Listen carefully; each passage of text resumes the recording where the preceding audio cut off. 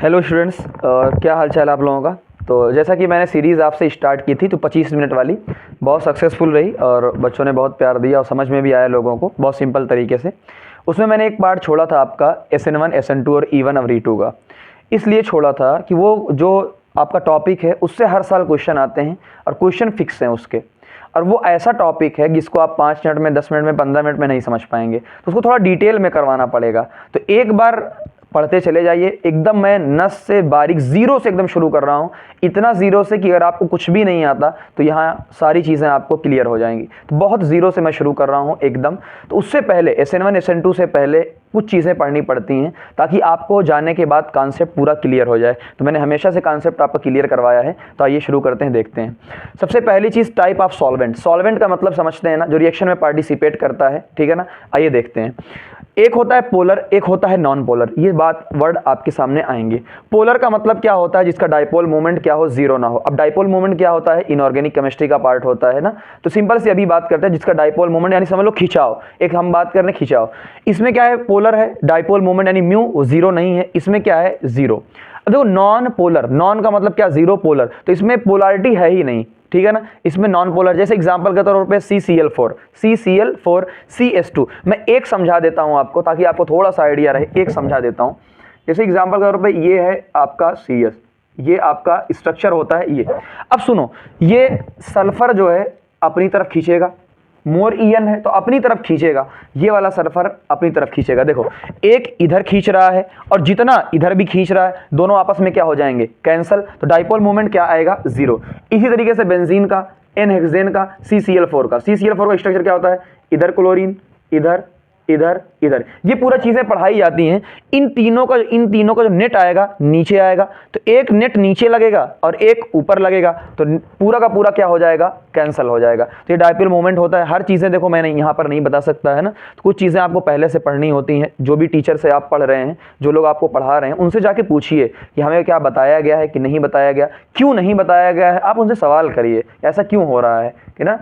तो ये बात नॉन पोलर की हो गई, इतना आपको याद रखना है। और बहुत ज़्यादा टाइम कम है तो आप रट लेना कि नॉन पोलर में इतने एग्जाम्पल हैं। और पोलर में आप समझता हूँ, पोलर में दो टाइप के आएंगे। एक प्रोटिक आएगा। मैं सिंपल, प्रोटिक का मतलब क्या होता है, जिसके पास लोन पेयर हो या एक्टिव हाइड्रोजन हो। अच्छा, एक्टिव हाइड्रोजन का मतलब क्या है, ऐसा हाइड्रोजन, बहुत ध्यान सुनना, ऐसा हाइड्रोजन जो जुड़ा हो फ्लोरीन से, ऑक्सीजन से और नाइट्रोजन से। यानी बहुत सिंपल अगर मैं कहूँ, ऐसा हाइड्रोजन जो जुड़ा हो फोन से। किससे जुड़ा हो, फोन, फ्लोरीन, ऑक्सीजन, नाइट्रोजन।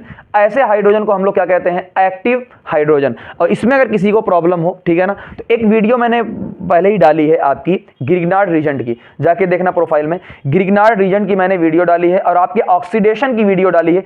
पूरे सिलेबस, पूरे के पूरे ऑर्गेनिक केमिस्ट्री में जहां ग्रिग्नार्ड आएगा वो पूरी बातें, जहां पर पूरा ऑक्सीडेशन आएगा वो पूरे के पूरे बहुत कम टाइम में मैंने कवर किया, उसको जरूर देखना। तो बहुत सारी चीजें पहले की आपकी क्लियर हो जाएंगी। तो ये देखते हैं, जैसे देखो H2O, ये हाइड्रोजन ऑक्सीजन से जुड़ा हुआ है, ये हाइड्रोजन ऑक्सीजन से जुड़ा हुआ है, ये हाइड्रोजन नाइट्रोजन से जुड़ा हुआ है, ये हाइड्रोजन ऑक्सीजन से जुड़ा हुआ है। तो ऐसे लोगों को हम क्या बोलेंगे, प्रोटिक। तो polar protic solvent, PPS, simple है।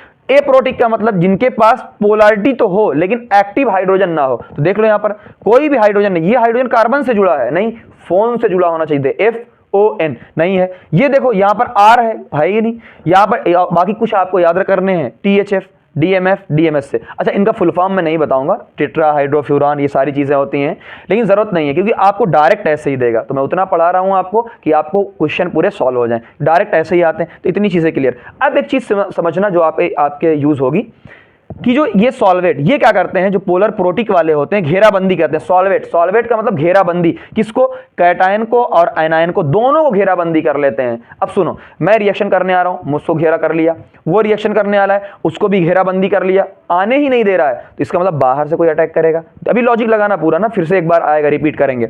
सॉल्वेट ओनली कैटायन, कैटायन को घेराबंदी कर लेगा, यानी कैटायन को घेर लेगा, उसको रिएक्शन में जाने ही नहीं देगा। तो कौन जाएगा, एनायन जाएगा। इसीलिए हम लोग देखेंगे इसमें एनायन आता है, ठीक है। और ये तो पूरा सॉल्वेट करते हैं। देख, ये पहला चीज आपकी क्लियर। दूसरी, अब समझाता हूं आपको what is the base, what is the nucleophile. अपने यहाँ स्कूलों में क्या होता है, वही बेस वही न्यूक्लियोफाइल है, दोनों बराबर कर दिया जाता है, लेकिन एक्चुअल में कॉन्सेप्ट समझो क्या होता है। ये मेरे पास क्या है, कोई भी एक बी है, मान लीजिए एटम या है कोई भी है, इसके पास निगेटिव है या लोन पेयर है। अगर ये अपना निगेटिव या लोन पेयर हाइड्रोजन को दे रहा है, H+ को दे रहा है, हम उसे क्या कहेंगे, बेस कहेंगे। लेकिन अगर वो कार्बोकैटायन को दे रहा है, C+ को दे रहा है, उसे हम न्यूक्लियोफाइल कहेंगे। दोनों में अंतर समझे कि अगर कार्बन प्लस को दे रहा है तो न्यूक्लियोफाइल, अगर हाइड्रोजन को दे रहा है तो बेस। अब सुनो, अब यहां से जितने भी पॉइंट हैं आगे यूज होंगे, बहुत ध्यान से आप समझिएगा। न्यूक्लियोफिलिक स्ट्रेंथ यानी जो न्यूक्लियोफाइल है, वो जो आएगा अटैक करने के लिए, उसकी जो ताकत है, उसकी जो क्षमता है, उसकी जो स्ट्रेंथ है, किन बातों पर डिपेंड करती। पहली, भीड़ भाड़ ना हो, 1 स्टेरिक हिंड्रेंस। कई बार वर्ड आपका यूज होगा स्टेरिक हिंड्रेंस, लेकिन मैं कहूंगा भीड़ भाड़, तो आपके दिमाग में क्या होना चाहिए, भीड़ भाड़। तो यानी अगर भीड़ भाड़ ज्यादा होगी तो अटैक नहीं कर पाएगा, पहली चीज। दूसरा, जैसे एग्जांपल के तौर पे यहां पर देखो, यहां 2 कार्बन है, ऑक्सीजन के रेस्पेक्ट में भाई ऑक्सीजन के ऊपर माइनस है, यानी ऑक्सीजन अपना लोन पेयर देना चाहता है, ठीक है ना। तो यहां पर क्या है, 2 कार्बन है और यहां पर 3 कार्बन है, यहां पर ज्यादा भीड़ भाड़ है, इसलिए इसकी स्ट्रेंथ क्या हो जाएगी, कम हो जाएगी, पहला। दूसरा, आयनायन की उसके बेस से ज्यादा होगी। अच्छा, आयनायन का मतलब क्या होता है, जिसके ऊपर ऑलरेडी निगेटिव है। जैसे मैं कह रहा हूं भाई मैं H2O हूं, लेकिन मैं कह रहा हूं मेरे ऊपर और माइनस है, यानी मैं और आसानी से दे सकता हूं ना। देखो, एक H2O है, उसके ऊपर लोन पेयर, एक उसके ऊपर माइनस है, तो माइनस और आसानी से दे सकता है, इसलिए आयनायन की ज्यादा होगी, यहां देख सकते हैं। तीसरा, यहां पर देखिए, ये ऑक्सीजन के ऊपर लोन पेयर, ये भी ऑक्सीजन के ऊपर लोन पेयर। अब इस पार्ट को समझना, बहुत ध्यान से समझना। देखो, ये क्या है, +I। +I का मतलब मैंने बताया था, जो भी कार्बन वाले ग्रुप होते हैं, CH3, C2H5 या जो भी, ये लोग क्या होते हैं, ये लोग देना चाहते हैं, तो ये सपोर्ट कर रहे हैं कि भाई और दे दो, और दे दो, ठीक है ना। सपोर्ट प्लस कर रहे हैं, सपोर्ट कर रहे हैं। लेकिन यहां पर देखो रेजोनेंस हो रहा है, तो आपको रेजोनेंस में तो ज्यादा होना चाहिए, समझो। ये निगेटिव देना चाहता है, लेकिन रेजोनेंस कह रहा है भैया मुझे दो। रेजोनेंस का मतलब क्या होता है, निगेटिव का जो है लोन पेयर का रेजोनेंस हो रहा है। देखो, लोन पेयर पार्टिसिपेट कर रहा है, ये लोन पेयर यहां जा रहा है, उसके बाद यहां जाएगा, ये भी रेजोनेंस है। तो सिंपल सी बात है कि भाई मैं देना चाहता हूं, ये ऑक्सीजन कह रहा है मैं देना चाहता हूं, ठीक है ना, लेकिन रेजोनेंस कह रहा है नहीं मुझको दो, मेरे तरफ आओ, तो क्या दे पाएगा, नहीं। तो इसका लोन पेयर रेजोनेंस में बिजी है, इसकी वजह से वो आसानी से दे नहीं पाएगा, तो उसकी स्ट्रेंथ क्या हो जाएगी, कम हो जाएगी। अच्छा, ये चीजें सबसे ज्यादा अगर मैं कहूं पूरे में, एक तो भीड़ भाड़ वाला कॉन्सेप्ट इंपॉर्टेंट है, दूसरा कॉन्सेप्ट ये इंपॉर्टेंट समझना ध्यान से। ये CH3 - NH2, जैसे जैसे कार्बन, नाइट्रोजन, ऑक्सीजन, फ्लोरीन, आपने अगर 11th में पढ़ा हो, जैसे जैसे हम आगे बढ़ते जाएंगे इलेक्ट्रोनिगेटिविटी बढ़ती जाएगी, सबको पता होगा।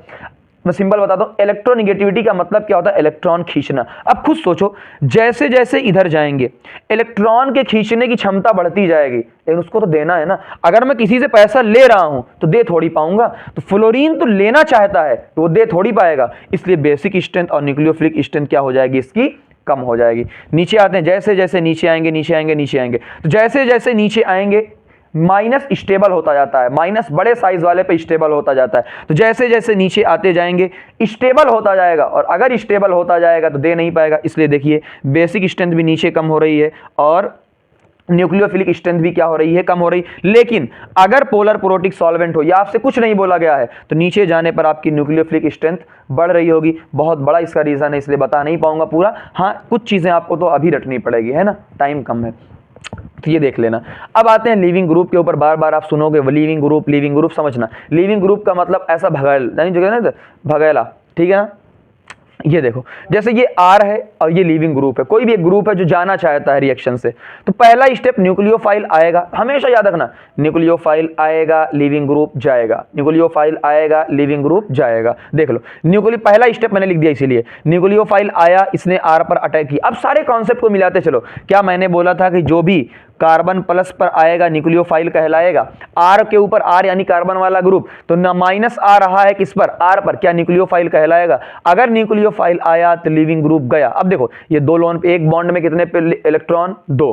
अगर 2 है, इसका मतलब ये लेके भाग गया, अपना वाला भी इलेक्ट्रॉन लेकर गया, R वाला भी इलेक्ट्रॉन लेकर गया, तो देख लो R के ऊपर प्लस बनेगा और प्लस और माइनस न्यूट्रल हो गए, और Lg के ऊपर माइनस बन गया, यानी एनायन बन गया। क्यों, इलेक्ट्रॉन लेकर भागा है तो एनायन बन। अब सुनो, stability of living, ability of leaving group, यानी लिविंग ग्रुप कितना जाएगा, कितना भागेगा, किस पर डिपेंड कर रहा है कि वो कितना स्टेबल बनेगा। और एनायन है, एनायन को स्टेबल कौन करता है, माइनस वाले, तो माइनस वाले यानी इलेक्ट्रॉन विदड्रॉइंग ग्रुप। मैं समझ रहा हूँ कि बहुत सारी चीजें आपको समझ में नहीं आ रही होंगी, लेकिन मैं भी सॉरी बोलता हूँ कि हर चीज़ें नहीं समझा पाऊंगा, इतना कम टाइम आपके पास है ना, तो अगर आपने अच्छे से पढ़ा होता तो शायद बहुत सारा नहीं समझाना पड़ता है ना, बट अभी भी बिलीव करिए सिंपल सा हो जाएगा, थोड़ा सा ध्यान दीजिए।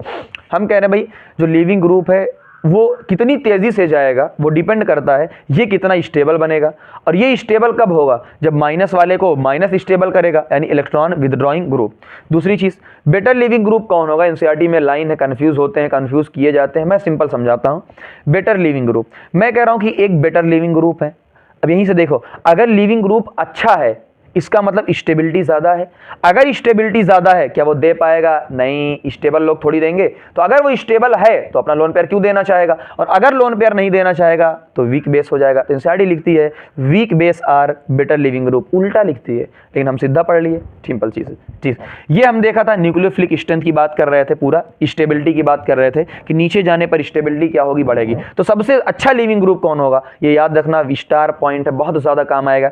आई minus, B R minus, chlorine minus, F minus. F minus एक पुअर लिविंग ग्रुप है, क्या है, एक पुअर लिविंग ग्रुप है, पुअर लिविंग ग्रुप है। और ओ आर माइनस तो उससे भी कम पुअर, और एन तो क्या है, उससे भी कम पुअर। जैसे यहां पर देखो एग्जांपल के तौर पे कि एफ माइनस की न्यूक्लियोफिलिक स्ट्रेंथ क्या है, कम है, कम है, ठीक है ना, यानी ये पुअर है, सिंपल सी बात है। तो ओ आर और पुअर होंगे, तो यानी हम क्या रखेंगे कि ये तीनों क्या होते हैं, अच्छे होते हैं, इनके अलावा सारे क्या होते हैं, पुअर होते हैं। अब एक चीज़ आप कॉन्सेप्ट आते हैं, साइड में मैंने लिख दिया है ये चीज़, R O H. O H क्या है, एक पुअर लिविंग ग्रुप है, लेकिन हमें इसको निकालना है, तो हम क्या करते हैं, अक्सर क्वेश्चन में आप देखते होते मैकेनिज्म में H प्लस का अटैक करवाओगे, जैसे ही H प्लस का अटैक करवाओगे क्या बन जाएगा, OH2 प्लस। अब क्या होगा, वेरी गुड लिविंग ग्रुप, क्यों, ऑक्सीजन पर प्लस स्टेबल नहीं होता तो निकल जाएगा और वेरी गुड लिविंग ग्रुप बन गया, इसलिए प्लस का अटैक करवाते हैं। ये देखो वेरी पुअर है ना, अमोनिया यानी अमोनिया अमीनो ग्रुप का, ठीक है ना, NaNO2HCl डाइअज़ोनियम का रिएक्शन अगर किसी को याद हो तो हम लोग इसका अटैक करवाते कैसे, तो ये क्या बन जाता है, N2 प्लस, क्या बन जाता है, N2 प्लस। देखो पहले वेरी पुअर, N2 नाइट्रोजन के ऊपर भी प्लस स्टेबल नहीं, वेरी बेस्टेस्ट लिविंग ग्रुप हो जाता है, बढ़िया। ये एग्जांपल कुछ है जो आपको कहीं ना कहीं मिल जाए, किसी ना किसी पेपर में कहीं ना कहीं मिल जाते हैं, तो ये आपको याद रखना है कि जैसे कि मैंने इन दोनों के कंपेयर से ये समझा दिया कि बेस्ट लिविंग ग्रुप कौन सा होगा, ये वाला आपको याद रखना है, CH3 सल्फेट वाला, उसके बाद ये वाला, उसके बाद ये वाला, इसके बाद, यानी मैं यकीन मानिए इसके बिना जितनी चीज़ें मैंने बताई, इसके बिना आप SN1 SN2 पढ़ के दिखा दीजिए तो मान जाऊंगा, इसके बिना पॉसिबल ही नहीं है पढ़ना। तो आगे हम लोग उस पर बढ़ते हैं।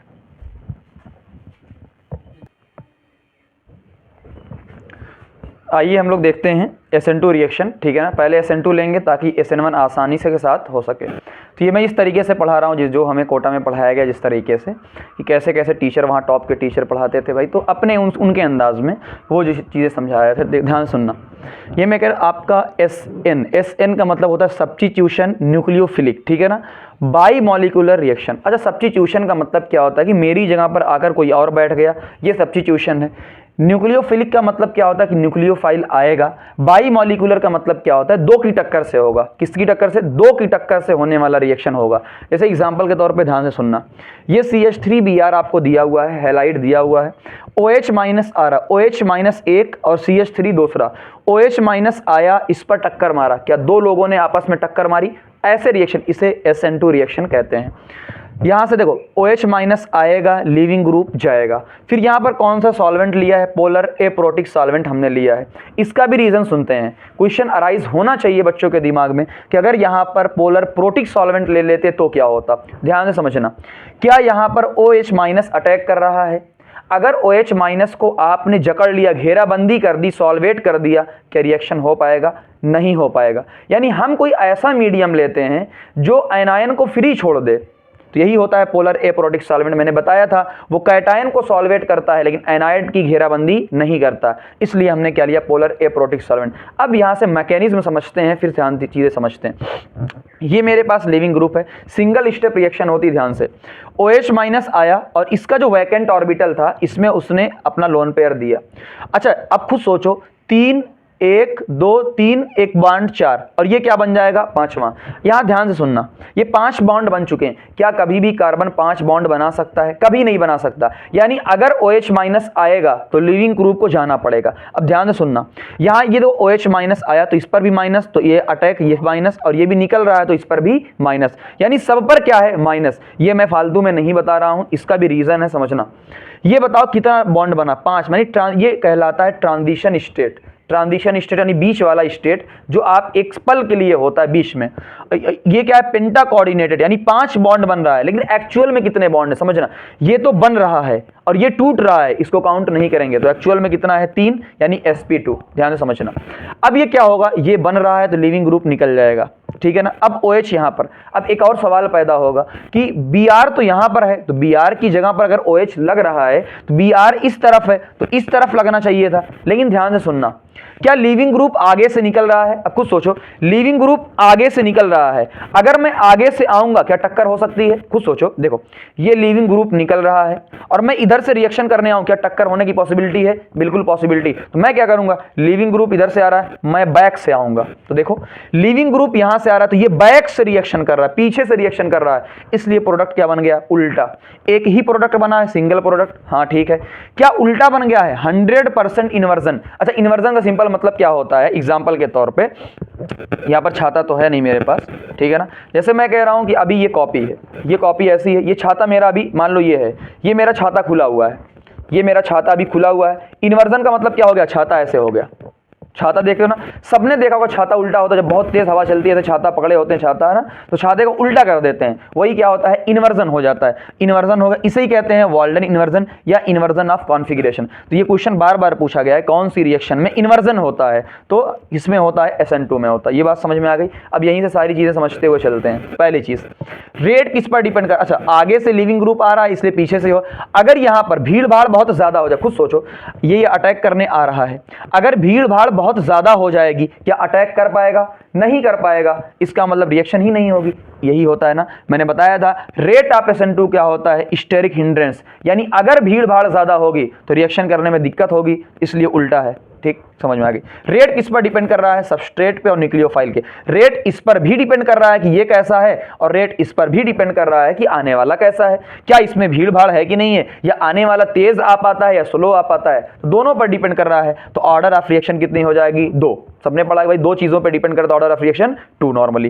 पहला, इंटरमीडिएट, क्या कोई इंटरमीडिएट बन रहा है, नहीं, ये ट्रांजिशन स्टेट बन रही, क्या इंटरमीडिएट कार्बोकैटायन वगैरह बन रहा है, नहीं, तो इंटरमीडिएट कुछ भी नहीं बन रहा है, बस एक पल के लिए बन रहा है। दूसरा, जो ट्रांजिशन स्टेट है क्या इसमें निगेटिव आ रहा है, तो इसमें कौन सा आ रहा है, निगेटिव, यानी आयन, और निगेटिव को स्टेबल कौन करता है, निगेटिव वाला, इसलिए देखो इसको स्टेबल कौन करेगा, इलेक्ट्रॉन विथड्रॉइंग ग्रुप। तीसरा सबसे ज्यादा इंपॉर्टेंट पॉइंट, इसको कि आप कैसे देखकर पहचानोगे कि ये SN1 है या SN2, अभी आगे भी पढ़ेंगे, स्ट्रॉन्ग न्यूक्लियोफाइल होना चाहिए, यानी जो अटैक करने वाला आ रहा है वो बहुत स्ट्रॉन्ग होना चाहिए, स्ट्रॉन्ग का मतलब आयनाइनिक होना चाहिए, जिसके ऊपर माइनस चार्ज होगा, पोलर एप्रोटिक होना चाहिए, एप्रोटिक का मतलब जिसके ऊपर हाइड्रोजन ना हो, एक्टिव हाइड्रोजन ना हो, फेवर SN2, तो यही चीजें देखकर, ये पॉइंट सबसे इंपॉर्टेंट है, इसी को देखकर आप पहचानोगे रिएक्शन कैसी होगी। ये क्वेश्चन मैंने जैसे कैसा लिया है, IIT क्वेश्चन लिया है, बहुत सिंपल, बस समझाने के लिए अच्छा को सिंपल, देखो ये आपको क्लोरीन वगैरह दिया हुआ है, सबसे OH माइनस आपको दिया हुआ है, क्या OH माइनस माइनस वाला है, इसका मतलब तुरंत समझ जाओगे, अरे माइनस वाला है, आयनाइनिक आयनाइनिक, तुरंत SN2 रिएक्शन होगी, ठीक है। क्लोरीन ये अटैक कहां से करेगा, पीछे से अटैक करेगा, यानी क्लोरीन यहां जुड़ना चाहिए था, लेकिन देखो कहां जुड़ा है, ऑक्सीजन, यानी क्लोरीन की जगह पर OH को जुड़ना चाहिए था, न्यूक्लियोफाइल आएगा, लिविंग ग्रुप जाएगा, सिंपल OH क्या होता है अपना देख लो यहाँ पर, यानी इस साइड ऐड ना होकर उस साइड हो, क्या ही इन्वर्जन होता है, हाँ ठीक है। दूसरा नोट पॉइंट में कहीं आ जाता है किंग ऑफ SN2, कि सबसे ज्यादा कौन रिएक्टिव होगा, यही होगा, देख लो RC+O CH2X, अब यहाँ पर हैलोजन है, अगर यहाँ हैलोजन है तो इस पर माइनस चार्ज आएगा, जैसा कि यहाँ पर आता था, देखो यहाँ पर माइनस है तो यहाँ पर भी माइनस आता था, तो यहाँ पर माइनस आएगा, क्या इस माइनस में और इसमें रेजोनेंस है, देख लो double bond single minus, resonance है, तो रेजोनेंस की वजह से बहुत ज्यादा स्टेबल है, तो इसको याद रखना, किंग ऑफ SN2। दूसरा पॉइंट, कौन कौन से ऐसे लोग हैं जो SN2 रिएक्शन नहीं देते हैं, ये भी बहुत ज्यादा इंपॉर्टेंट है, ध्यान देना, ये एक हैलाइड है और ये एक कार्बन है, एक ग्रुप, 2 ग्रुप, 3 ग्रुप, क्या बहुत ज्यादा भीड़ भाड़ है, बिल्कुल देख लो ये कितने बड़े बड़े ग्रुप हैं भाई, इतने बड़े बड़े ग्रुप होंगे, छोटे तो होंगे नहीं, अभी हाइड्रोजन सिकुड़ा हुआ है, अभी हाइड्रोजन अपना पैर फैला दे बड़ा हो जाएगा, यानी इतने ज्यादा बड़े हैं। टर्शरी ब्यूटाइल हैलाइड, बहुत इंपॉर्टेंट क्वेश्चन, ये अक्सर नाम इसका आता है, टर्शरी ब्यूटाइल हैलाइड का, ठीक है ना, कई बार नेमिंग पूछ ली जाती है, रिएक्शन पूछ लिया जाता है, तो इसको आपको स्टार ला के लिखना है, टर्शरी ब्यूटाइल हैलाइड, ये रिएक्शन नहीं देंगे क्योंकि भीड़ भाड़ बहुत ज्यादा है। विनाइल हैलाइड, यहाँ पर ध्यान देखो, कोई भी चीज मैं ना हवा में नहीं बता रहा हूँ, हर चीज का लॉजिक बता रहा हूँ, ध्यान सुनना। क्या लिविंग ग्रुप को निकलने के लिए इस बॉन्ड को तोड़ना पड़ेगा, समझो, लिविंग ग्रुप को निकलने के लिए इस बॉन्ड को तोड़ना पड़ेगा, अगर ये बॉन्ड टूटे ही नहीं क्या रिएक्शन हो पाएगी, नहीं हो पाएगी। तो यही तो होता है विनाइल हैलाइड फिनाइल हैलाइड। क्या मैंने आपको बताया था कि इसमें रेजोनेंस होता है, तब भी बताया था, फिर भी बता रहा हूं, पिछले भी पार्ट में बताया था कि इस पर रेजोनेंस हो रहा है लोन पेयर और ये double single lone pair resonance हो रहा है, यहां पर भी रेजोनेंस हो रहा है। जब रेजोनेंस होता है बहुत ज्यादा स्टेबल हो जाता है तो आप तोड़ नहीं पाओगे, और अगर बॉन्ड टूटेगा नहीं तो रिएक्शन होगी नहीं। ठीक, आगे दो क्वेश्चन की मदद से समझते हैं, फिर हम जो SN1 अभी पढ़ने जा रहे हैं ना, SN1 के बाद क्या दोनों को कंपेयर करेंगे, फिर E1 E2 पढ़ेंगे, फिर चारों रिएक्शन को कंपेयर कर देंगे। बहुत मजा आने वाला है, बने रहिए यहाँ पर। जैसे यहाँ पर देखो ये क्वेश्चन बहुत अच्छा है। पहली चीज तो इस क्वेश्चन में देखो क्या दिया हुआ है, वेज डैश कॉन्फ़िगरेशन दिया हुआ है आपका ना, वेज डैश यानी आइसोमर कॉन्फ़िगरेशन दिया हुआ है। ठीक, वेज और डैश ये अलग अलग। अब सुनो कायरल मॉलिक्यूल देखो, कायरल का मतलब क्या होता है, जो कार्बन की चारों वैलेंसी होती है वो अलग अलग से जुड़ी हो। जैसे एग्जांपल के तौर पे यहाँ पर देखना, इस कार्बन को ध्यान से देखना, यानी इस कार्बन को देखना जहां मैंने निशान लगाया है, इस कार्बन को, एक कार्बन इधर जुड़ा है, दो कार्बन इधर जुड़ा है, तो दोनों अलग भाई, एक एक कार्बन है, एक दो कार्बन, दोनों अलग हो गए। एक हाइड्रोजन से जुड़ा है, एक ब्रोमीन से जुड़ा है, चारों अलग अलग है। जैसे ही OH माइनस आएगा क्या ब्रोमीन जाएगा? अब खुद सोचो, ब्रोमीन यहाँ वेज पर है, इसको वेज पर होना, इससे बहुत अच्छे समझ जाओगे आप कि इन्वर्जन होता क्या है। एक तो ये वाला क्वेश्चन और एक ये वाला क्वेश्चन। मैं कह रहा हूं कि भाई ब्रोमीन वेज पर है, इसका मतलब आने वाला वेज पर नहीं होगा। देखो उल्टा होगा ना, इन्वर्जन का ही मतलब होता है कि आने वाला जो होगा OH ये वेज पर नहीं होगा, तो किस पर होगा? डैश पे होगा। तो बहुत अच्छे समझना कि होना किस पे चाहिए था, देखो ब्रोमीन की जगह पर होना चाहिए था। ब्रोमीन वेज है तो वेज पर होना चाहिए था, लेकिन हमें पता है कि इसमें इन्वर्जन होता है, उल्टा होता है, तो वेज पर ना होकर किस पर हो जाएगा? डैश पर हो जाएगा। ठीक है ना, सिंपल, बहुत अच्छा क्वेश्चन। ये देखो कैसे पहचानोगे, तो आपको ये दिया हुआ है HS माइनस, HS माइनस क्या माइनस वाला है? माइनस वाला है, तुरंत समझ जाओगे कैसा है, SN2 SN2। आप कहोगे नहीं सर इसमें तो हाइड्रोजन है, तो ये तो पोलर प्रोटिक सॉल्वेंट हो जाएगा। फिर भी मैंने बताया था, कंफ्यूज नहीं होना, ऐसा हाइड्रोजन जो फ्लोरीन से, ऑक्सीजन से या नाइट्रोजन से जुड़ा होगा वही होगा क्या? Polar protic solvent. लेकिन ये तो सल्फर से जुड़ा है, सल्फर की बात ही हमने नहीं की थी, सिंपल। तो यहाँ पर क्या Br छोड़कर SH हो जाएगा। तो ये आपका हो गया। अब हम बात करेंगे रेट की, बात करेंगे कि रेट के ऊपर क्वेश्चन बार बार आता है, हम रेट की बात करने जा रहे हैं। ये देखिए अगला टॉपिक है आपका रेट के ऊपर जो क्वेश्चन है ना, रेट ऑफ SN2 क्वेश्चन पूछा जाता है, रेट के ऊपर अक्सर क्वेश्चन पूछा जाता है। तो मैंने 5 क्वेश्चन का एग्जांपल लिया है और हर वेराइटी आपको करवा रहा हूँ, ऐसा नहीं अलग अलग। तो बहुत ध्यान से सुनना, मेरे अकॉर्डिंग चलना, क्या करना है देखना। ये आपका Cl है, SN2 का रेट, लिविंग ग्रुप की कौन तेज पहले जाएगा कौन बाद में जाएगा। तो एक ही चीज़ फोकस करना, क्लोरीन यानी जो लिविंग ग्रुप है, जो भी जाने वाला ग्रुप है, वो जिस कार्बन से जुड़ा होगा, यहाँ लिख दिया क्लोरीन से जो जुड़ा कार्बन है वो अल्फा कार्बन होता है। ठीक है ना, और अल्फा कार्बन पे ही सब कुछ देखना है, सारे के सारे असर और इफेक्ट अल्फा कार्बन पर देखना है। और देखो इस अल्फा कार्बन, ये अल्फा कार्बन है तो यानी इससे कोई नहीं जुड़ा है। ठीक, ये आपका अल्फा कार्बन है, ये 1 डिग्री एक कार्बन जुड़ा है, कम भीड़ है, लेकिन इससे तो ज़्यादा भीड़ है, तो यानी इसका थोड़ा सा कम होगा। इस कार्बन पे देखो एक इधर भी है एक इधर भी है, भीड़ थोड़ा सा बढ़ गई है 2 डिग्री। इस वाले पे देखोगे कि 3 डिग्री, 1 2 3 3 डिग्री। तो भाई हमने कहा था कि अगर भीड़ भाड़ ज़्यादा होगी, अगर भीड़ भाड़ ज़्यादा होगी, स्टेरिक हिंडेंस यानी क्राउडिंग ज़्यादा होगी, तो SN2 का रेट क्या हो जाएगा? कम हो जाएगा। तो जहाँ सबसे कम भीड़ है वहाँ पर सबसे ज़्यादा है, तो आप देख सकते हो ये 3 डिग्री वाले में इतना ज़्यादा भीड़ होती है, आगे अभी पढ़ेंगे कि SN2 होता ही नहीं है इसमें। ठीक है, आगे देखते हैं। दूसरा ये क्वेश्चन NCERT का है, NCERT भी अलग अलग लॉजिक देती है, ठीक है ना, और अलग अलग टीचर आपको अलग अलग लॉजिक देंगे। मैं बहुत सिंपल तरीके से आपको समझाता हूँ, ये ध्यान से देखना, इस क्वेश्चन को ध्यान से देखना। यहाँ पर भी 1 डिग्री है, यहाँ पर भी 1 डिग्री है, और यहाँ 2 डिग्री है, तो हम 2 डिग्री को साइड कर देते हैं, भाई 2 डिग्री वाला तो कम होगा, लेकिन ये भी 1 डिग्री, ये भी 1 डिग्री। अब क्या करेंगे? अब परेशानी बढ़ गई यार, अब कौन सा लॉजिक लगाएं? तो सिंपल सा कॉन्सेप्ट होता है बीटा। अल्फा पे जब 1 डिग्री है, अल्फा 1 डिग्री 1 डिग्री, जो बीटा वाला कार्बन है देखो उसके अल्फा के बगल वाला बीटा होगा, अल्फा के बगल वाला क्या हो जाएगा? बीटा हो जाएगा। ठीक, बीटा हो गया। तो जो बीटा है, अगर बीटा पर ब्रांचिंग है, अगर बीटा पर ब्रांचिंग है यानी भीड़ बढ़ गई है बीटा पर, तो क्या होगा? आपका SN2 कम हो जाएगा। तो देख लो इसमें बीटा वाले पे एक ब्रांच निकली है, भीड़ बढ़ गई है, तो हम क्या करेंगे? बीटा वाला एक कम हो जाएगा, यानी 1 डिग्री में ये वाला ज़्यादा होगा और ये वाला कम होगा। अब खुद लॉजिक लगाओ यहीं पर, अगर SN2 कम हुआ है इसका मतलब SN2 ज़्यादा होगा। भाई या तो रिएक्शन SN1 होगी या तो SN2 होगी। तो अगर SN2 नहीं हो रही है यानी कम हो रही है, तो कौन सी ज़्यादा होगी? SN1 ज़्यादा होगी। यानी बीटा पर अगर ब्रांचिंग है तो SN2 क्या हो जाएगा? कम, और SN1 ज़्यादा। तो ये मैंने आपको लॉजिक दे दिया।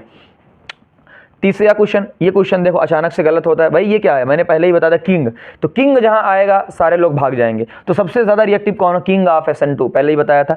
उसके बाद रेजोनेंस। अच्छा एक बात और है, जब मैंने कहा था जो ट्रांजिशन स्टेट होती थोड़ी देर पहले, उस ट्रांजिशन स्टेट के अंदर माइनस बनता था और माइनस को माइनस वाला स्टेबल करता है, तो मैंने कहा ये अल्फा कार्बन है, इस पर माइनस बना है तो रेजोनेंस होगा, और रेजोनेंस होगा तो स्टेबल होगा। ठीक है भाई, इससे तो कम है लेकिन और ज्यादा होगा।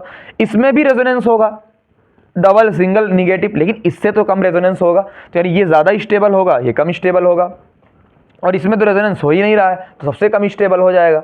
इस क्वेश्चन को देखते हैं। मैंने हमेशा कहा कि अल्फा कार्बन को देखना है, ये अल्फा, ये अल्फा, ये अल्फा। अल्फा पे भी देखो सिर्फ पीएच जुड़ा हुआ है, थोड़ी देर के बाद देखा पीएच के साथ CH3 जुड़ा है, भीड़ बढ़ गई। थोड़ी देर के बाद देखा पीएच के साथ एक और पीएच जुड़ गया, यानी जैसे जैसे आपका स्टेरिक हिंड्रेंस क्राउडिंग बढ़ती जाएगी आपका रेट कम होता जाएगा। फिर आप कहोगे CH3, भाई देखो ये CH3 होता है 1 कार्बन, ये बेंजीन होता है 6 कार्बन, तो यानी ये बड़ा ग्रुप है तो कम हो जाएगा। अगला सा है ना वेराइटी, ये वेराइटी क्या बोल रही है कि माइनस में, मैंने भाई देखो मैंने कहा था निगेटिव बनता है, एनायन बनता है, तो एनायन को स्टेबल कौन करेगा, -M करेगा, -I करेगा। तो आओ इस वाले को देखते हो, सब पे देखो सेम है, आपका सेम है, सेम है, सेम है। इस वाले को अभी छोड़ो, CH2Cl, तो अल्फा कार्बन में क्या बनाना है, निगेटिव, और निगेटिव का स्टेबिलिटी देखना है, क्या निगेटिव को निगेटिव वाला स्टेबल करेगा, हाँ -M वाला स्टेबल कर रहा है, NO2 ग्रुप -M, मैंने बताया था 25 मिनट वाले टॉपिक में। यहाँ पर कुछ नहीं लगा है तो यानी इससे तो ज्यादा होगा, यहाँ पर +M है भाई, -M वाला स्टेबल करेगा तो +M वाला डी स्टेबल करेगा, तो ये तो +M है, ये सबसे कम क्यों है, क्या कोई बता सकता है। हाँ भाई ये देख लो, ये तो टूटेगा ही नहीं, ये तो बताया था पहले SN2 देता ही नहीं है तो सबसे कम हो जाएगा। तो आपको ये मैंने जितने भी रेट के रिएक्शन थे, जितने भी क्वेश्चन थे, इससे बाहर क्वेश्चन नहीं बनते हैं रेट पर। तो मैं डायरेक्ट भी लिखवा सकता था 1 डिग्री, 2 डिग्री, 3 डिग्री, लेकिन मैंने पूरा लॉजिक आपको दिया। अब आप कह सकते हो कि 1 डिग्री वाला ज्यादा, फिर 2 डिग्री वाला, फिर 3 डिग्री वाला, लेकिन मैंने पूरा लॉजिक आपको बता दिया। अब हम लोग बढ़ते हैं SN1 रिएक्शन पर।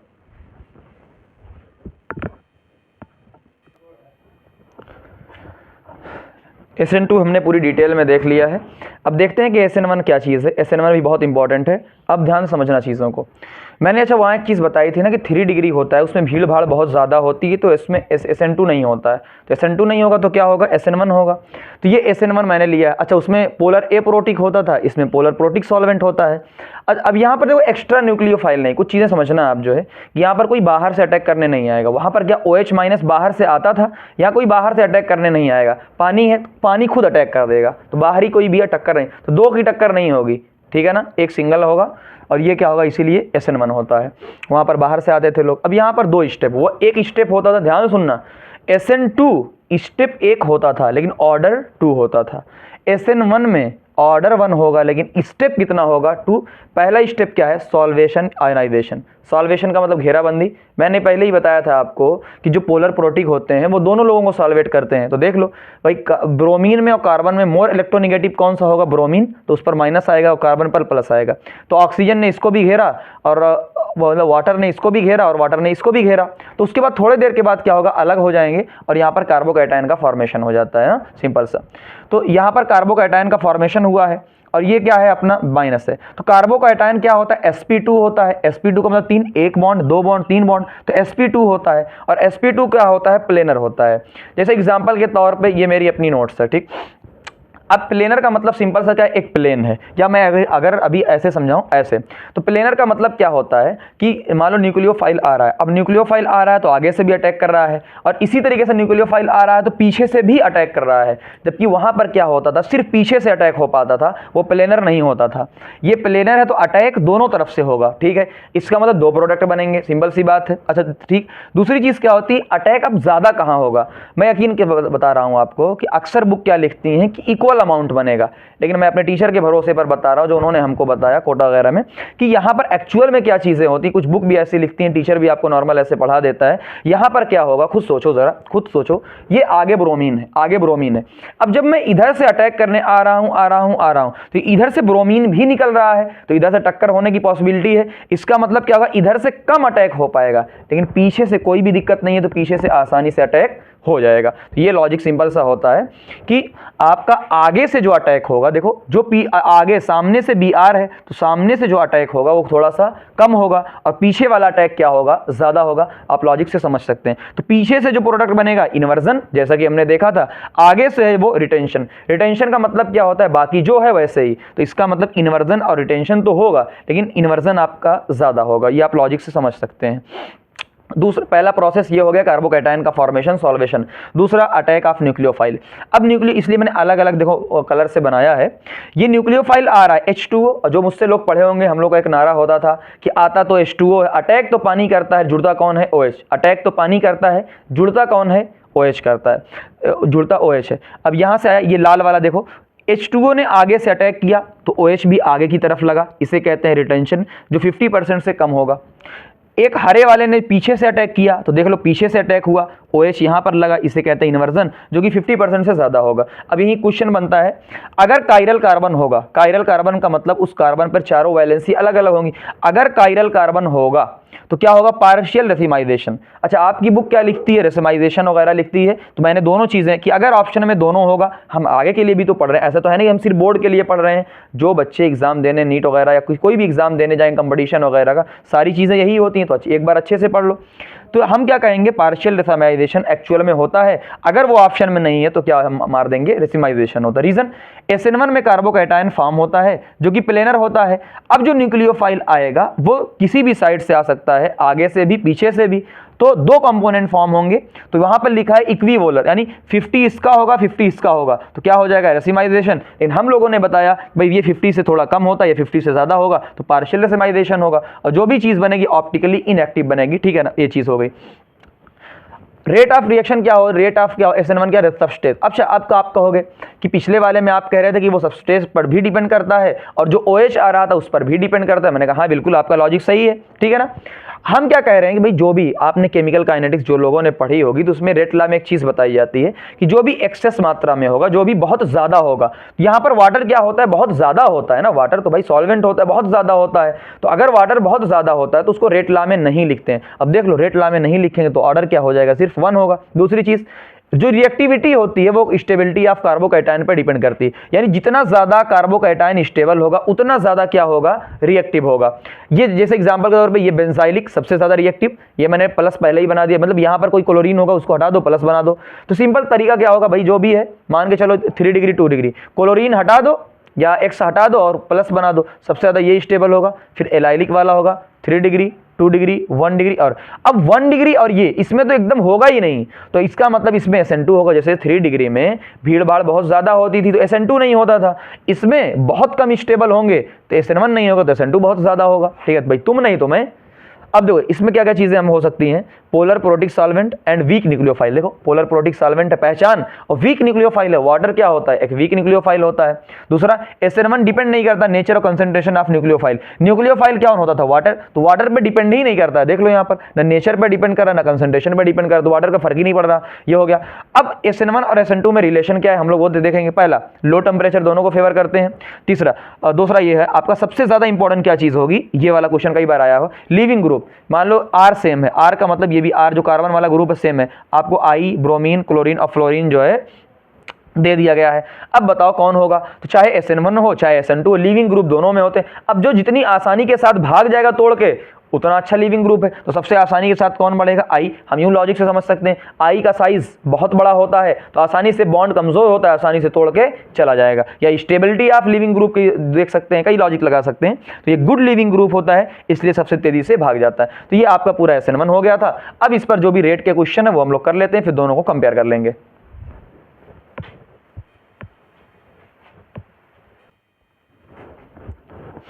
देखिए ये SN1 SN2 का रेट है ना, SN2 हो चुका है, SN1 का हम लोग रेट देख रहे हैं कैसे क्या होगा। तो इसमें भी मैं सिंपल सा लॉजिक आपको बता रहा हूँ यूज़ करने का। क्या SN1 में आपका कार्बोकैटायन बनता था, तो पहला स्टेप क्लोरीन, यानी जो भी हेलोजन क्लोरीन है ब्रोमीन जो भी चीज़ें हैं, क्लोरीन को हटा दो, और हटाने के बाद जब क्या बन जाएगा आपका कार्बोकैटायन बन जाएगा, सिंपल सा।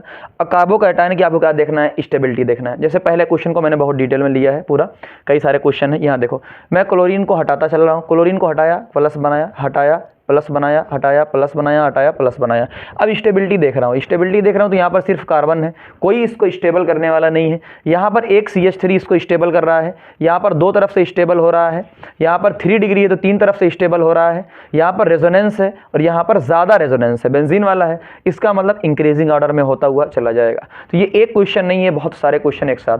पहला तरीका ये हो गया, यानी पहला वेराइटी ये हो गई। दूसरी वेराइटी क्या लेंगे, ये वाला जो हम प्लस एम, कार्बोकैटायन को स्टेबल कौन करता है भाई, प्लस वाले करेंगे, स्टेबल करेंगे। तो देख लीजिए यहाँ पर देखो, हटाया, आई हटाया प्लस बनाया, आई हटाया प्लस बनाया, इसलिए मैंने अलग मार्कर से इसको ले लिया है ना, इस वाले मार्कर से पूरा, ताकि आपको अलग से दिख जाए।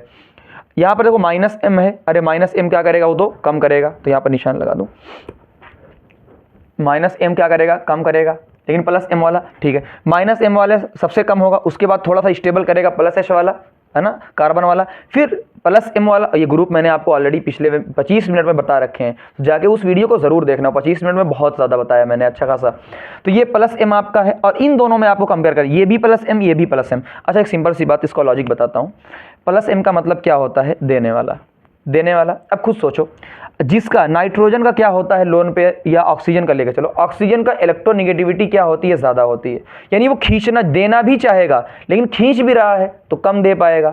लेकिन नाइट्रोजन का इलेक्ट्रोनेगेटिविटी क्या होती है, कम होती है, तो इसकी मुकाबले में इसका +m ज़्यादा होगा। यानी ये आसानी के साथ, यानी एग्जाम्पल समझो कि भाई दोनों खर्चा करना चाहते हैं, यानी दोनों कमा रहे हैं, ये भी कमा रहा है, ये भी कमा रहा है, यानी +m है, +m है, लेकिन ये ज़्यादा खर्चा कर रहा है, ये अपने ऊपर ज़्यादा खर्चा कर रहा है, यानी खींच रहा है, तो कम दे पाएगा और ये ज़्यादा दे पाएगा। इसलिए नाइट्रोजन वाले का ये मैंने बता रखा है कि नाइट्रोजन और ऑक्सीजन में नाइट्रोजन वाला ज़्यादा देगा, क्योंकि उसका निगेटिविटी क्या है, कम है।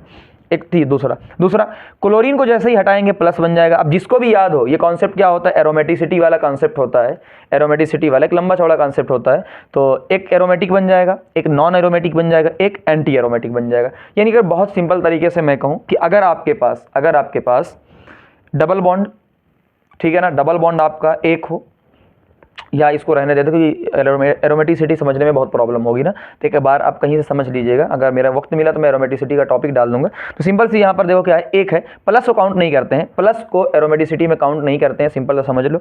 यहाँ पर सिर्फ एक पेयर है, एरोमेटिक हो गया एक, यानी ऑड में, जो ऑड में होगा एरोमेटिक हो जाएगा, और जो इवन में होगा, इवन में वो एंटी एरोमेटिक हो जाएगा। एंटी का मतलब और ज़्यादा डी स्टेबल है। और जो बीच वाला होगा जिसमें क्या होगा, एक sp3 होगा, यानी यहाँ पर एक sp3 होगा, देख लो एक sp3 है, ठीक है ना, तो वो क्या हो जाएगा, नॉन एरोमेटिक हो जाएगा, ठीक है ना। और आगे आते हैं, ये वाला क्वेश्चन एनसीईआरटी में है, पूरे सिलेबस में एक ही क्वेश्चन है जो मैंने बताया था कि अगर बीटा पर ब्रांचिंग हो जाती है तो SN1 क्या होगा, कम होगा, और SN2 क्या होगा, कम होगा, और SN1 क्या हो जाएगा, ज़्यादा हो जाएगा। तो अपने घबराना नहीं है, इस क्वेश्चन को और भी लॉजिक दिए जाते हैं, लेकिन इसको सिंपल लॉजिक से हम समझे ताकि कभी गलत नहीं होगा। एक ही सिलेबस में क्वेश्चन है, तो इसको अच्छे से याद रख लेना कि ये भी 1 डिग्री है, ये भी 1 डिग्री है, लेकिन कैसे कंपेयर करेंगे, बीटा पर यहाँ ब्रांचिंग है तो ब्रांचिंग की वजह से SN2 कम होता है तो SN1 ज़्यादा हो जाता है।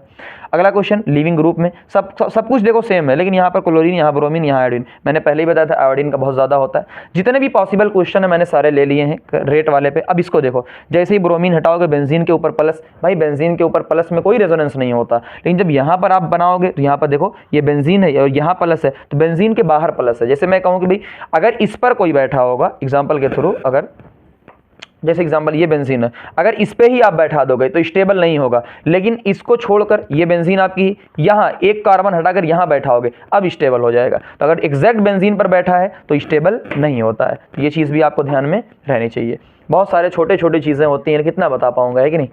यहाँ पर देख लो ये वाला क्वेश्चन, CH2Cl है, जैसे ही इसको हटाओगे इस पर प्लस बनेगा, ये वाला बन जाएगा, लेकिन ये तो टूटेगा ही नहीं, ये तो मैंने पहले ही बताया था, ये टूटेगा ही नहीं। अरे टूटेगा ही नहीं तो देगा ही नहीं, तो बहुत अच्छा क्वेश्चन बन सकता है। दूसरा क्वेश्चन यही वाला देख लो, जैसे ही आप हटाओगे ये बना, भाई देखो प्लस के ऊपर, किसी भी प्लस के ऊपर, यानी चाहे बेंजीन के ऊपर कह लो या किसी भी प्लस के ऊपर आपका अनस्टेबल होता है। प्लस के ऊपर जो है डबल बॉन्ड के ऊपर जो प्लस होता है वो अनस्टेबल होता है, इसलिए बहुत अच्छा क्वेश्चन है। इस क्वेश्चन को आप जो है कहा गया, स्टार लगा लीजिए।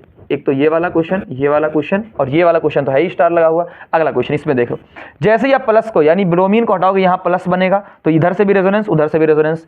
इसको हटाओगे तो एक तरफ से रेजोनेंस होगा, इसमें रेजोनेंस होगा ही नहीं। जब आप प्लस बनाओगे तो रेजोनेंस ज़्यादा होगा, इसलिए ज़्यादा आपका रेट ज़्यादा हो जाएगा। तो जितने भी पॉसिबल क्वेश्चन थे मैंने सारे ले लिए हैं। अब हम SN1 SN2 को कंपेयर करेंगे आपस में, इतना सारा पढ़ने के बाद, क्लियरिटी के बाद दोनों कंपेयर कर देंगे, मर्ज कर देंगे और साथ में क्वेश्चन कर लेंगे। आइए हम समराइज़ करते हैं। SN1 SN2 को हमने पूरी डिटेल में पढ़ लिया है, इट इज़ एनफ ना। आइए समराइज़ करते हैं SN2 SN1 को। SN2 में बाहर से कोई न्यूक्लियोफाइल आता था, हाँ हम देखते थे OH माइनस बाहर से अटैक करता था, तो एक्सटर्नल न्यूक्लियोफाइल होता था, जबकि SN1 में नहीं होता था, उसमें सॉल्वेंट ही एक्ट करता था। जैसे इसमें देखो स्ट्रॉन्ग और एनायनिक होता था, OH minus, SH minus, CN minus, ये सारे जो एनायन वाले हैं वो सारे स्ट्रॉन्ग होते हैं। मैंने पहले ही बताया था न्यूक्लियोफाइल एनायनिक वाले स्ट्रॉन्ग होते हैं। तो जो भी देखता है, जैसे क्वेश्चन में हम लोग देखेंगे अभी, ठीक है ना, तो ये बहुत हेल्प मिलेगी। सॉल्वेंट इसमें एप्रोटिक होता था, इसमें प्रोटिक होता था, ये भी देख लिया। फिर हमने देखा जो हाइलाइट होती थी, जो 1 डिग्री वाली, जिस पर भीड़ भाड़ बहुत कम होती थी वो SN2 देती थी, और जिसमें भीड़ भाड़ बहुत ज़्यादा होती थी वो SN1 देती थी, ये भी देख लिया। लेकिन फिर बीच का क्या, फिर 2 डिग्री वाला कहेगा भैया SN1 को 1 डिग्री को तुमने ले लिया, 3 डिग्री को उसने ले लिया, तो इसको किसने लिया, 2 डिग्री वाले को। तो आप कंडीशन देखते हैं, 2 डिग्री वाला बीच का आदमी होता है। अगर एप्रोटिक सॉल्वेंट दे देंगे तो SN2 हो जाएगा, और अगर प्रोटिक सॉल्वेंट दे देंगे तो SN1 हो जाएगा। सिंपल सा तरीका। अब ये कुछ चीज़ें हैं जो देखो इसमें, ये ना SN1 देते हैं ना SN2 देते हैं, पहले ही बताया था। विनाइल वाला और फिनाइल वाला ये पहले देख चुके हैं, और जो एलाइल वाला है और बेंजाइल वाला है ये तो देंगे ही देंगे। यहाँ लोन पेयर कोई लोचा नहीं, देख लो यहाँ लोन पेयर से यहाँ रेजोनेंस नहीं होगा, यहाँ भी रेजोनेंस नहीं होगा, है ना, इसमें रेजोनेंस होगा, तो ये दोनों नहीं देते हैं, ये दोनों देते हैं। एक क्वेश्चन की हेल्प से समझते हैं, कुछ अच्छे क्वेश्चंस मैंने सिंपल क्वेश्चन नहीं लिखी, मतलब क्या ऐसे करवा दिया होगा, एक सिंपल अच्छे क्वेश्चन आ रहे हैं। यहाँ देखो 2 डिग्री वाला है, और 2 डिग्री वाला जैसे ही हमारे पास है तो हम क्या देखेंगे, क्या है, NaCN। अच्छा फिर सोचेंगे अरे NaCN, यहाँ थोड़ी सी गड़बड़ी, हम कहेंगे अच्छा NaCN, लेकिन आप कहोगे नहीं सर आपने बताया था माइनस वाला होना चाहिए। अरे भाई Na पर प्लस होता है तो CN पे क्या हो जाएगा, माइनस, इनडायरेक्टली लिखा है। और एक और तो पहचान है DMSO, पोलर एप्रोटिक सॉल्वेंट, पढ़ लो ना DMSO, तुरंत क्या होगा SN2, तो क्या होगा Br हटाकर हम क्या लगा देंगे, CN लगा देंगे। ठीक है, इस क्वेश्चन में देखते हैं, ये क्या है अपना KSH, वही SH माइनस और DMF, तुरंत SN2 होगा। SN2 होगा तो यहाँ पर क्लोरीन हटकर क्या लग जाएगा, SH लग जाएगा। बट यहाँ पर क्या ये वेज में है तो यहाँ पर ये डैश में लगेगा, उल्टा होता है इन्वर्जन, इसका ध्यान रखना है। इसलिए अच्छे क्वेश्चन लिए, ये सबसे बेस्ट क्वेश्चन है, सबसे ज़्यादा गलती इसी में होती है। ये वाला Cl हट जाएगा लेकिन ये वाला I नहीं हटेगा, पहले ही बताया। देखो यही वाले तो है, ये वाला, तो यहाँ पर रिएक्शन होगी, SN2 रिएक्शन होगी, Cl हटकर CN लगेगा, लेकिन I पर ये पार्शियल डबल बॉन्ड है, रेजोनेंस हो रहा है, इस पर सेम यही चीज़ है ना, यही चीज़ है, तो ये नहीं हटेगा, ये नहीं हटेगा, देख लो ये नहीं हटेगा, तो गलती हो जाती है बच्चों से। ये 2 डिग्री वाला मैंने एक साथ ले लिया है कि अगर H2O लोगे, पोलर प्रोटिक सॉल्वेंट लोगे, SN1 होगा, यहाँ पर रिटेंशन भी होता है, इन्वर्जन भी होता है। जैसे देखो यानी Br हटकर OH लगेगा तो इस पर भी लगेगा, और वेज पे भी लगेगा, और डैश पे भी लगेगा। ये हम लोग पहले तभी तो रेसमाइजेशन होता था। लेकिन जब NaCN लेंगे तो SN2 रिएक्शन है, DMF ना, और इसमें उल्टा होता था, यहाँ Br वेज पे है तो यहाँ CN डैश पे लगेगा। बहुत बार अम्ब्रेला उल्टा वाला सिस्टम।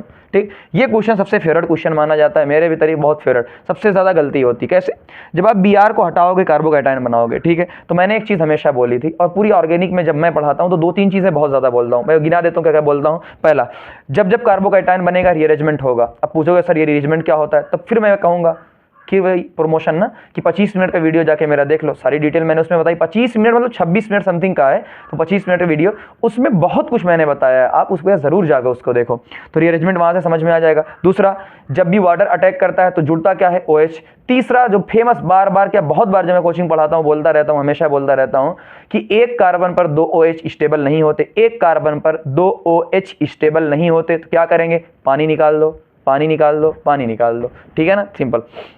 मैंने कहा ये प्लस वाला है, लेकिन अगर ये प्लस यहाँ पर चला जाए 3 डिग्री पर, ज़्यादा स्टेबल हो जाए, तो क्या होगा, शिफ्टिंग, यानी ये वाला प्लस यहाँ पर चला जाएगा तो और ज़्यादा स्टेबल हो गया। देख लो यहाँ दो तरफ से, और यहाँ 3 डिग्री हो जाएगा, और ये 2 डिग्री था तो और ज़्यादा स्टेबल हो जाएगा। अब इससे ज़्यादा स्टेबल हो नहीं सकता, तो OH को वहाँ पर ऐड कर दो। तो जिन लोगों को ये क्वेश्चन नहीं समझ में आया, एक बार जाके 25 मिनट वाला वीडियो देख लीजिएगा, 100% श्योरिटी के साथ मैं कह रहा हूँ आपको समझ में आ जाएगा। आगे बढ़ते हैं, रिएक्शन अभी इक्वस NaOH या KOH, ये बार बार क्वेश्चन आता है, इसको अलग से मैंने लिया। देखो SN2 तो होगा, यानी Cl हटकर NaOH में से OH लग जाएगा, NaCl हट जाएगा, OH लग जाएगा। यहाँ पर 2 Cl है तो 2 OH लग जाएगा। फिर वही बात कि एक कार्बन पर 2 OH स्टेबल नहीं होते, लोन पेयर रिपल्शन बहुत ज़्यादा होता है, तो पानी निकाल दो। जैसे ही आपने पानी निकाला H2O, क्या ये बॉन्ड फ्री है, देखो बना लिया, एल्डिहाइड बन गया। यहाँ पर 3 Cl है, 3 OH लगेगा, फिर पानी निकाल दो, पानी निकाल दोगे तो एसिड बन जाएगा। तो 2 Cl हैं तो एल्डिहाइड बन जाएगा, 3 Cl हैं तो 3 OH तो एसिड बन जाएगा। तो ये मैंने पूरी अच्छे तरीके से आपका जो है SN1 SN2 बहुत डिटेल में करा दिया। मैं समझता हूँ आगे बोर्ड तो क्या, आप किसी भी कंपटीशन में जाएंगे नोट्स को मैच कर लीजिएगा, इससे बाहर चीज़ें नहीं पढ़ाई जाएंगी, ठीक है ना। तो ये सारी चीज़ें मैंने आपके सामने रख दी हैं, और भी सीरीज़ आपकी आने वाली है ना। Thank you very much.